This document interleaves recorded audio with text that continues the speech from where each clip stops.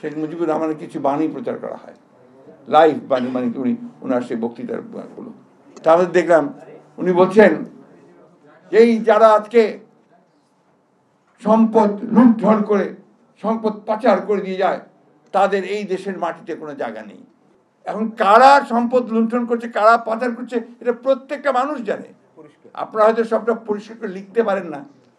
এই যে বেনজিরের যে বেনজির কাজ, এগুলো তো আপনারাই তুলে নিয়ে এসছেন, যেভাবেই হোক আপনারাই তুলে নিয়ে এসছেন। আজিজের কাজ আপনারাই তুলে নিয়ে এসছেন, আনারের ঘটনাগুলো আপনারাই বের করছেন। ওর মধ্যে মধ্যে আবার অনেক কিছু বেরিয়েও যাচ্ছে। কিন্তু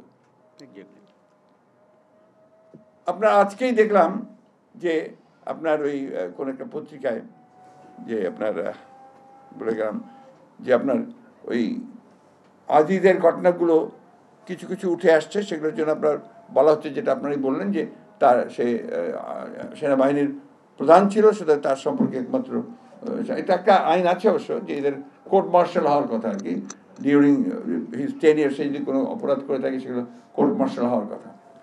এটা বাইরে সাধারণত এগুলোর আপনার বিচার হয় না, এটা অবশ্য আপনার একটা আইন আছে। কিন্তু আজকে তো সে তো বাইরে এসছে, এবং যে ঘটনাগুলো ঘটিয়েছে সে কিন্তু বাইরের। তার ভাইদেরকে পাসপোর্ট পাইয়ে দেওয়ার জন্য সে আপনার পুরোপুরি জালিয়াতির আশ্রয় নিয়েছে। আমরা কল্পনা করতে পারি যে সেনাবাহিনীর একজন সাবেক প্রধান সে এই জালিয়াতি করবে, এটা আমাদের কখনো আমরা চিন্তা করতে পারি না। আমরা পুলিশ প্রধান সেই রকম ভয়াবহভাবে ডাকাতি করে আপনার গোটা দেশে একটা সাম্রাজ্য করে তুলবে, আপনার তার দুর্নীতির, এগুলো চিন্তা করা যায় না। কিন্তু এরা সেটা কি সম্ভব করেছে। দুর্ভাগ্য যে আমরা তো আসল জায়গায় যেতে পারছি না। আমি কালকেই আপনার টেলিভিশনে কোন একটা দেশ, বোধহয় সম্ভবত দেশ টেলিভিশনে, আমি আপনার সংবাদের আগে শেখ মুজিবুর রহমানের কিছু বাণী প্রচার করা হয়, লাইভ বাণী, মানে উনি ওনার সেই বক্তৃতার গুলো। তারপরে দেখলাম উনি বলছেন এই যারা আজকে সম্পদ লুণ্ঠন করে সম্পদ পাচার করে দিয়ে যায় তাদের এই দেশের মাটিতে কোনো জায়গা নেই। আমি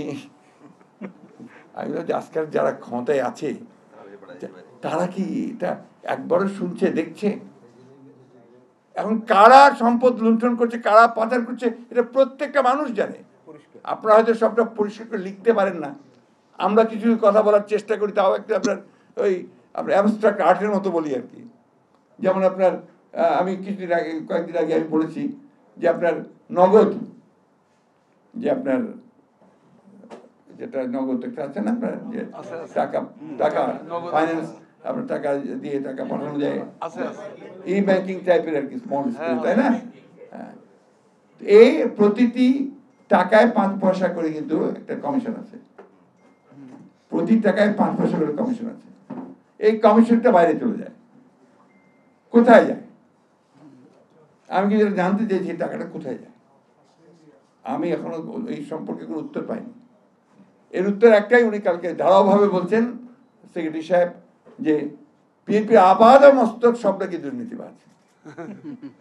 মানে কি বলবো, এটা ব্যাপার হচ্ছে যে আজকে জাতির সামনে মিথ্যা কথা বলে, প্রতারণা করে গোটা জাতিকে তারা ভেবেছে যে বোকা, সব বোকা। এটা একটা বিখ্যাত কথা আছে যে মিথ্যা কথা বলে কিছুদিন আপনি একটা জাতিকে বোকা বানিয়ে রাখতে পারেন, কিন্তু সারা জীবনের জন্য স্থায়ীভাবে আপনি কখনোই সেটা পারবেন না। আজকে সেগুলো বেরিয়ে আসতে শুরু করেছে, থোলের বেড়াল এখন বেরিয়ে আসছে।